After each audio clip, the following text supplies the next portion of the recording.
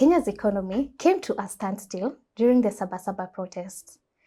Now, whenever there's a protest nowadays, that means you and I can go to work, schools are closed, we can do business as usual.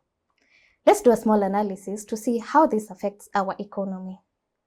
As of 2024, the GDP was said to be at 16.2 trillion Kenya shillings. If we were to divide that by 365, we would get 44 billion Kenyan shillings. That means we generate 44 billion shillings per day. Let's focus on Nairobi as it is Kenya's biggest county, and aside from that, it generates 27% of this GDP. That means Nairobi alone generates about 10 billion shillings per day. It also means whenever there's a total shutdown, we lose on 10 billion shillings in a day. What can 10 billion shillings do for Kenya? Well, let's say if we hire 4,000 new teachers, we will be able to pay them for a year using that 10 billion Kenya shillings. That aside, let's look at this from a tax perspective. KRA collects about 175 billion Kenya shillings monthly on average from taxes. That can be roughly 5.8 billion Kenya shillings per day. So that means when there is a total shutdown, we lose on about 5.8 billion Kenya shillings.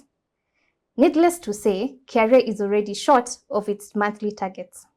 That aside, let's talk about the lost man hours. Kenya has about a working population of 20 million people. That is both formal and informal sectors.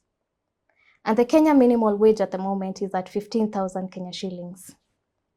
We can still say that we would lose about 10 billion Kenya shillings if we were to go on a shutdown. Remember what that can do? We can easily hire 4,000 new teachers and pay them for a year.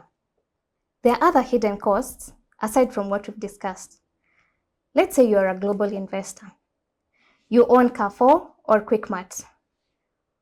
With the protests ongoing, would you consider expanding or putting your plans on hold? So as the economy bleeds, who will blink first? Is it the Gen Zs or the Kenyan government? You are watching Business Beats from Maudhui House. I'm Salome Wambui.